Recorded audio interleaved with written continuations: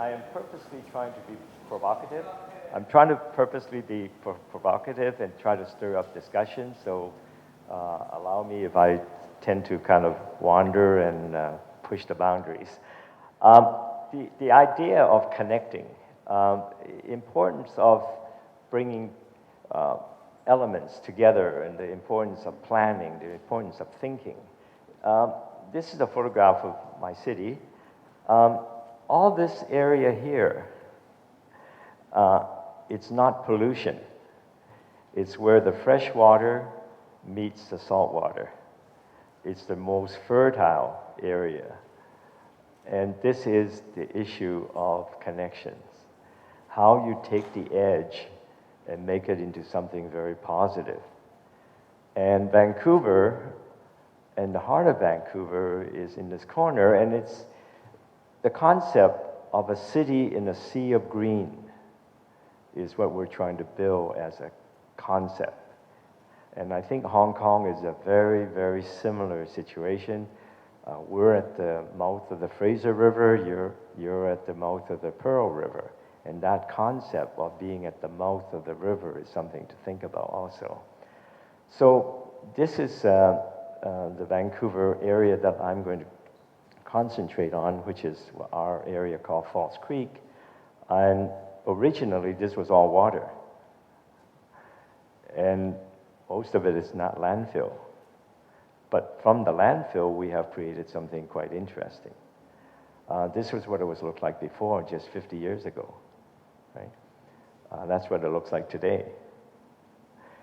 And so this transformation of a former industrial production area to something that becomes the heart of your city is something we need to talk about, because this, in a way, is probably the last major piece of land on the waterfront you have that can be the heart of your city. That's why it's so important to do it right. And so this is the length of the seawalk in Vancouver.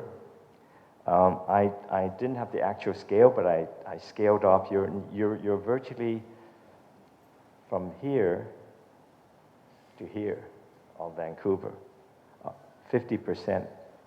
But really, the best part of our seawalk was only built in 30 years. You'll probably build it in 10 years or less, right? That's Hong Kong spirit. So that gives you a sense. And most people love Vancouver because of the waterfront and the walkability and the bicycle and the proximity to water. That's what Vancouver is known for. So people, I think it's the most important part to remember. We're building it for people, but we're also building it with nature. People is part of nature, and urbanization tend to take people away from nature. We now have the challenge to bring nature back into the city. So public space, and then designing the edge to the water. So Granville Island itself is the pearl in the necklace for our waterfront, and this can be your pearl for your waterfront for Hong Kong. So I want to talk a little bit about history of how it happened. This was what Granville Island was, an industrial island.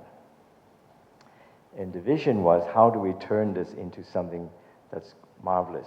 So it's now known as the most successful public space in North America. It's the second most visited tourist attraction next to Niagara Falls. And the visitation is only second to Disneyland. And yet 70% of the visitors are local people. They're not tourists. So the important thing, I think you now are talking about, this is an area for Hong Kong people. If Hong Kong people treasure it, the tourists will come. If you build a tourist area, Hong Kong people won't go. Right? That's very important to remember that, right? So that's what it looks like today. So how did we do this? Number one, we say, don't tear down everything. Think about the history and use history for today and tomorrow. So there are some basic concepts. There's only one way into this island and one way out. You have a similar situation. Access is very difficult. But how to make access that's difficult a virtue, that's the challenge. And I think there are many opportunities here. So it starts with a very basic concept, which is a planning concept. You catch the fish, you sell the fish, and you eat the fish, right? You make art, you display art, you consume art, right? And you can take that into many parts of it, and I tell the story. You have to remember, it's the process of the chain, right? It's not just one thing. It's because people are always interested in how things are made, because that is the intriguing. It's not consumption, it's the process of the making of it. And then the consumer has the memory of the enjoyment of that. So it's zoned into different areas that are based on some intellectual concepts. There's an area here which is for boat making, boat selling, and boat repairing. There's an area here called the market, which is really selling fresh fruit and items. There is an area here which are theater areas. There's an art school in the middle of the island. So 5,000 people are working here and learning here and making art every day.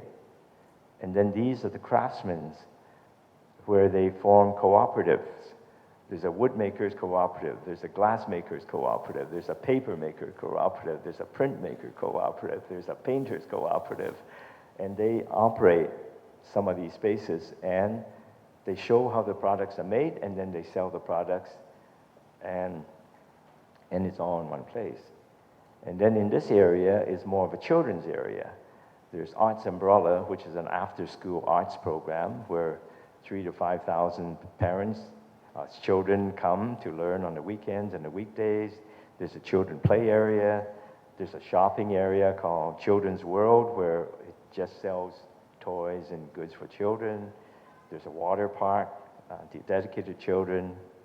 And then on the tip of the island here, there's a hotel. There are places that have other performing arts function, and then there's an outdoor performing area. So if you keep an eye on this upper little map with a little red dot, it shows the kind of the public market. Now, it's been very, very successful. How do we choose the tenants? First of all, we say no international chains. In fact, no chains at all. It has to be a unique person. So this unique person, let's say, makes very good croissants. So we say, okay, you come to this island and you make the croissants. But after 30 years, the croissant makers become so successful, he started to operate other croissant makers, okay? Sausage maker, cheese maker. So the market is in trouble.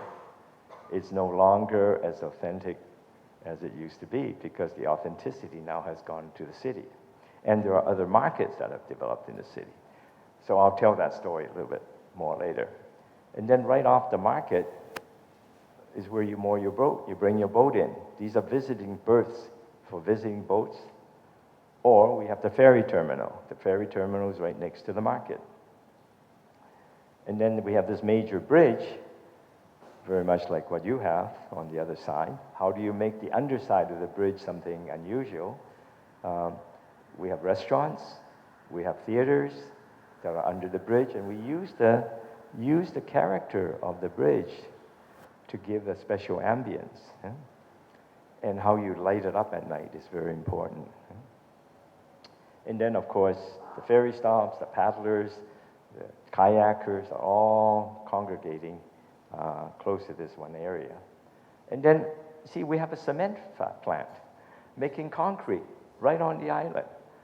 But we celebrate it as a piece of art, and the concrete company opens up the concrete plant for children to come and understand how concrete is made, so that working and enjoyment and art is all one thing. It's not celebrated, it's not overly zoned, it's kind of messy.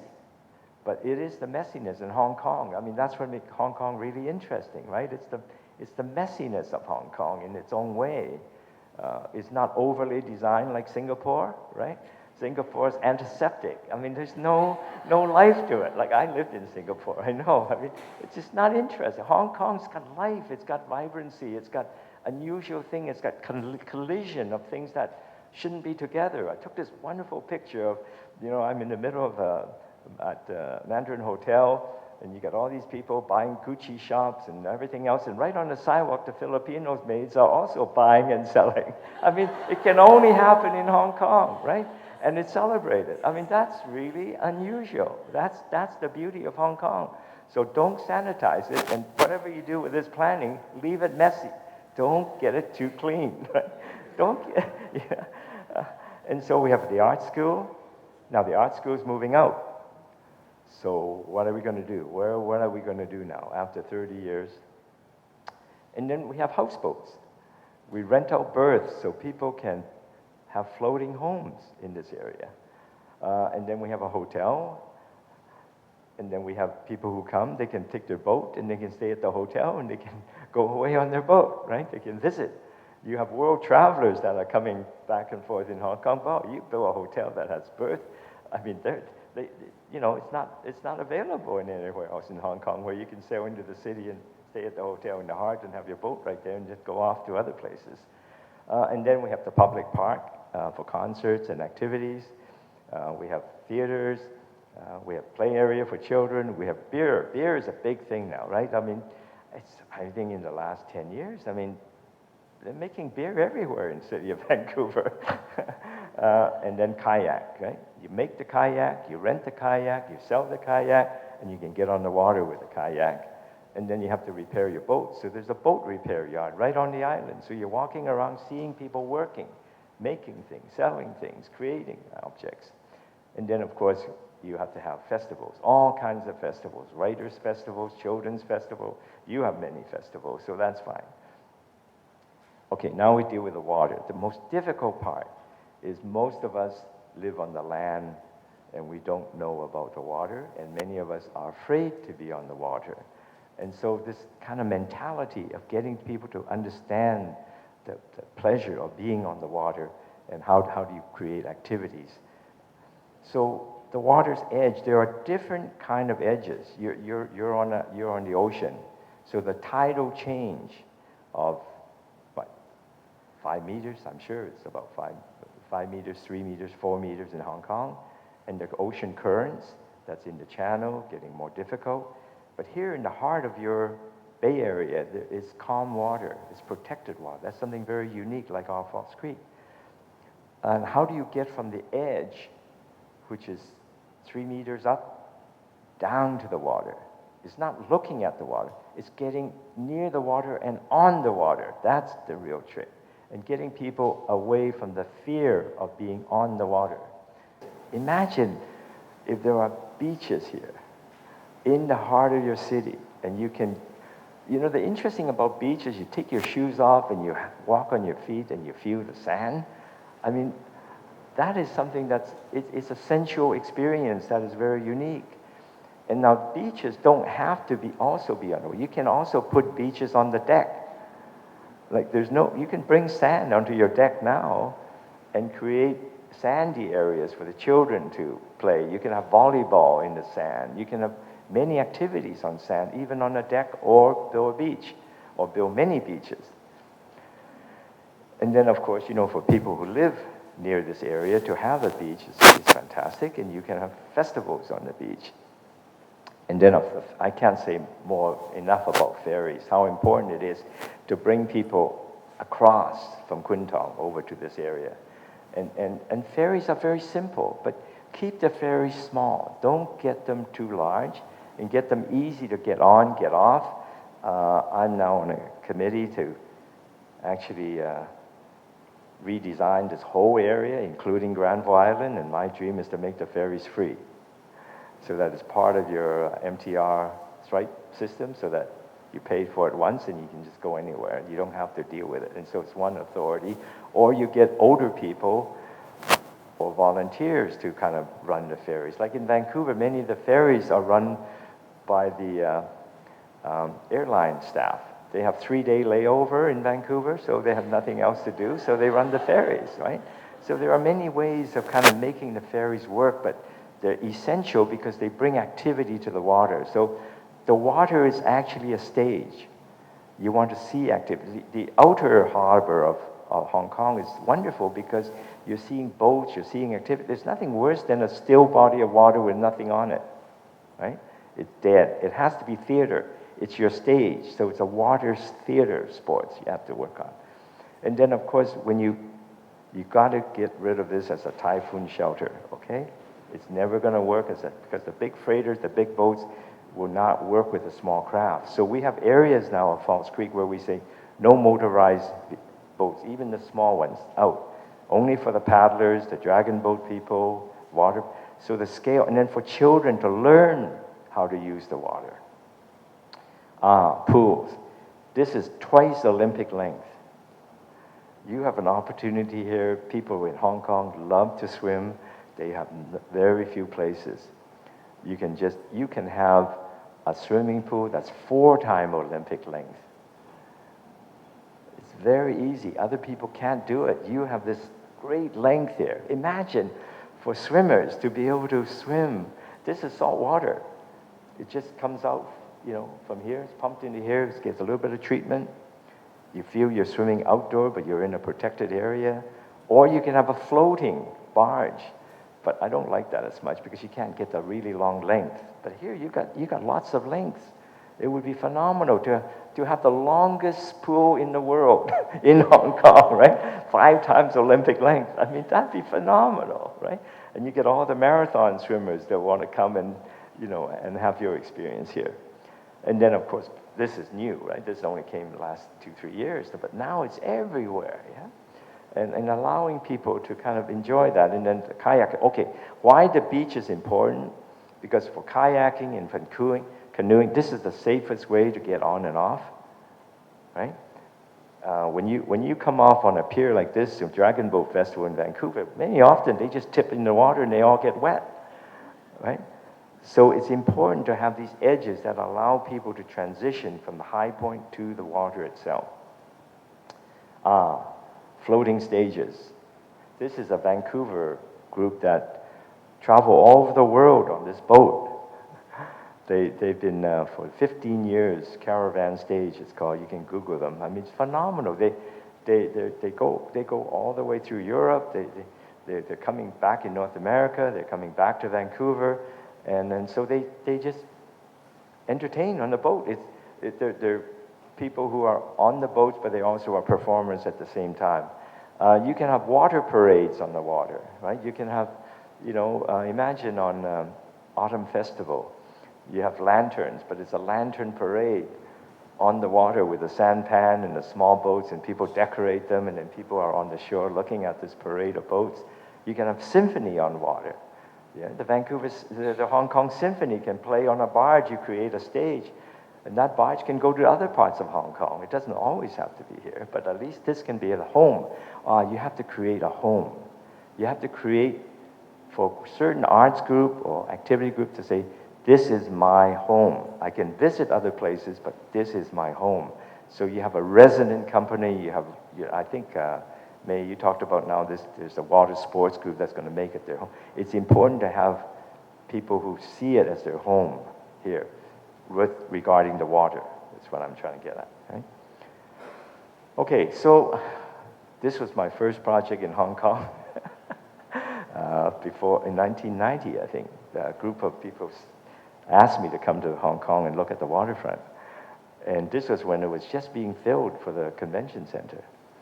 And I had this idea that said, okay, let's celebrate 1997, the first time a peaceful turnover of 2 pieces of land without going to war. And let's make it a big event. And so this idea was using that temporary landfill to create something unusual for Hong Kong, and then use it to free up the waterfront, so you would have, a public edge, which Hong Kong really needs. Dalian, this is for the new economic zone in this area to create, once again, a new town on the waterfront. And the idea here was that, you see, the tidal change is 5 meters. But if you narrow the throat You still get the flushing action coming in, but that edge then becomes 2 meters rather than 5 meters. Because it's like a bottle, when you turn it upside down with a narrow throat, you get the flushing, but you don't have the tidal height. So even in this area here now, with a body of water in the center, if you narrow that throat and you use marine hydrology to test it, you can still get the same flushing, but you really should open this, I'll talk about it later, the tail end so that you get the constant flush. But this was international competition, and we won the competition, so parts of it have been, but like China, you have a plan, but it never gets built the way it's supposed to look. But that's the way it was supposed to look anyway. And then we did a city outside of Kunming called Yuxi. It's surrounded by high mountains. It's a beautiful valley with lots of water coming down. And originally in the Ming Dynasty, the access to water were controlled by small villages where the soldiers were brought in and they had to marry the local population, and then they grow the family, then they're defending for the Ming Empire. But the trouble is, over time, all the pollutions were running out from the hill down into the valley, and you can see that the city is here, but it's now growing like that. The greenery is being lost. Earthquake areas where these are the fault lines. See, all these little streams of water are like hair in the valley. That's how the agriculture is. One of the most fertile area of China. But it's all now on the verge of being lost. And then when the railway and the freeways were built, it was cutting off the valley. So we came up with a plan that we said, create the green belt. Don't allow the city to sprawl into the valley anymore. And I'm happy to say that after 15 years, the green belt is still there. The city is no longer sprawling into the valley. And we talked about how to redevelop the center of the city and show some images of what it could be like with the green belt, and then the valley is left. And then this is the largest urban development project in North America at Fort Worth. I was asked to go to look at it. This is this is a river that comes down, another river that comes down. This is a floodplain in the middle. Nobody lives there. So I came up with the idea that, say, if you create a bypass channel that allows the floodwater to go this way, you create a gate here, and a gate here, then all of this area can house over 10,000 people within 5 minutes of downtown. Right? So it's a similar situation to what you have here by thinking about how to creatively use the water. So here is a photograph. There's downtown. There's the river coming in. This is the bypass channel. It's virtually complete now with new bridges coming across. Now they're starting the first internal channel coming through here. I've been working on this for 12 years now. And so there's the bypass. You see, that's a 5-meter flood wall. They would have had to build 5-meter flood walls everywhere. This way, with the bypass channel, we control the flash wall. And then the internal part, I'm just a meter away from the water. And then I can have marshland, I can have areas. So it's like a little Venice in the middle of Texas. And yet the flood control is handled by the bypass channel. So all of this is under construction now. And then there's the downtown. Then once again, they like the houseboats in Vancouver. So I said, well, then you can have houseboats in Texas, right? And then we were asked to build a university, a college, in the downtown and here, so it becomes a bridge from the downtown to the river.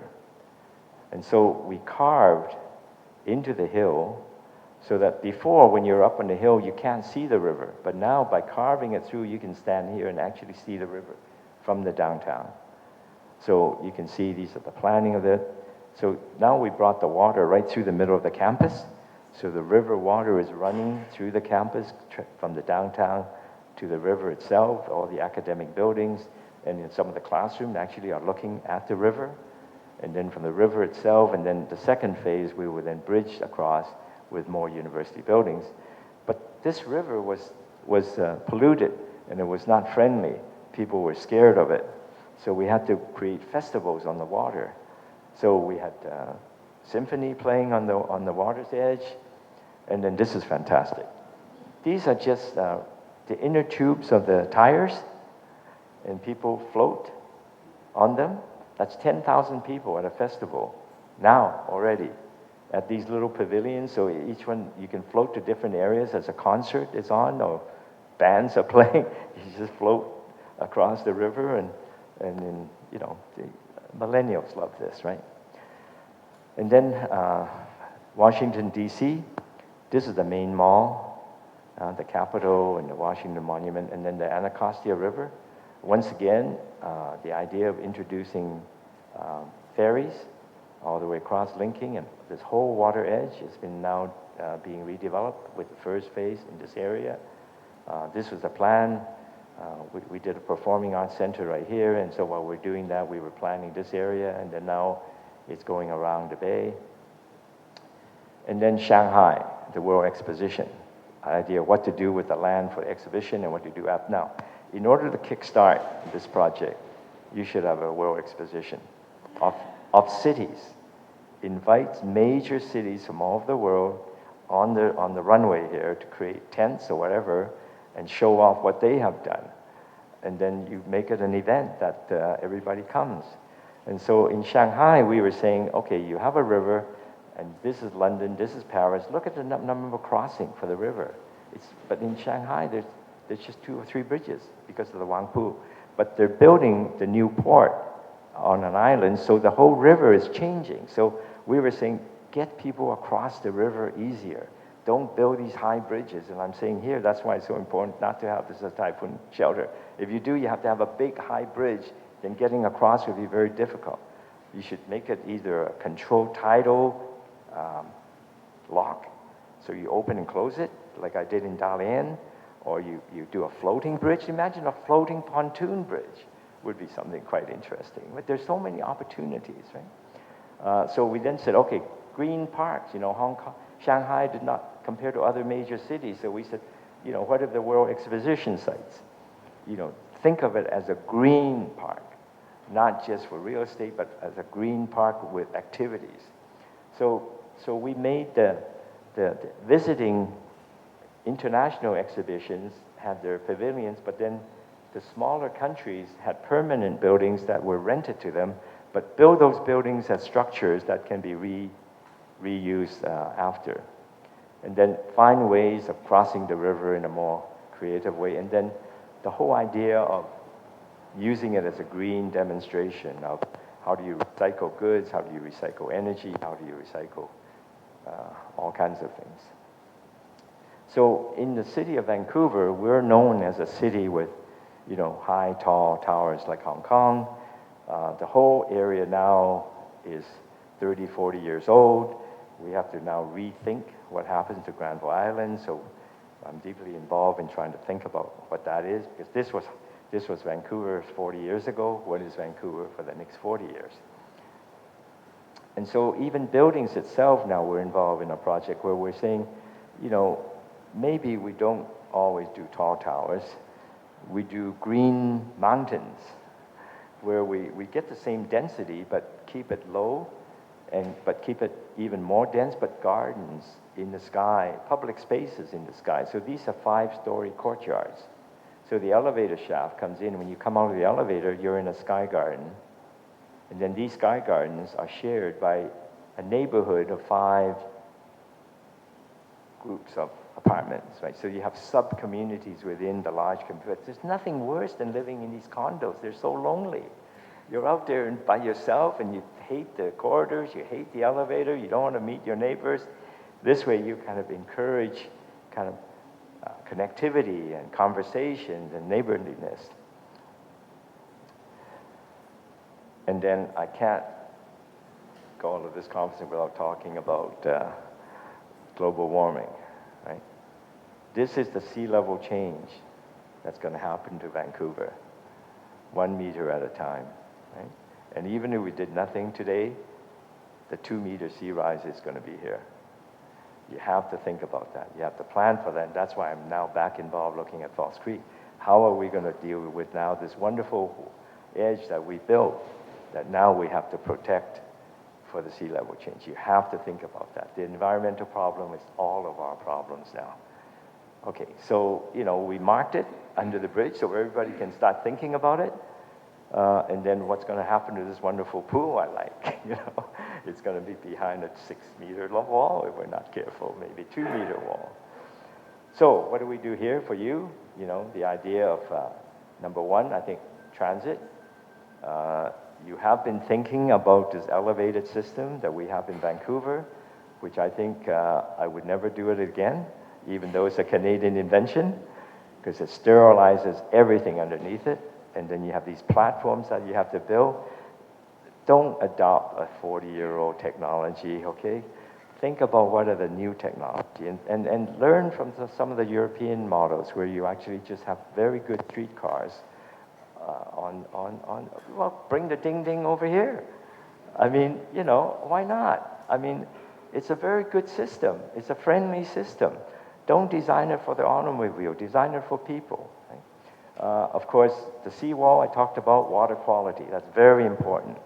I mean, this pollution that's coming down here, that's dumping here, if you don't clean it up, it's all going to come out here.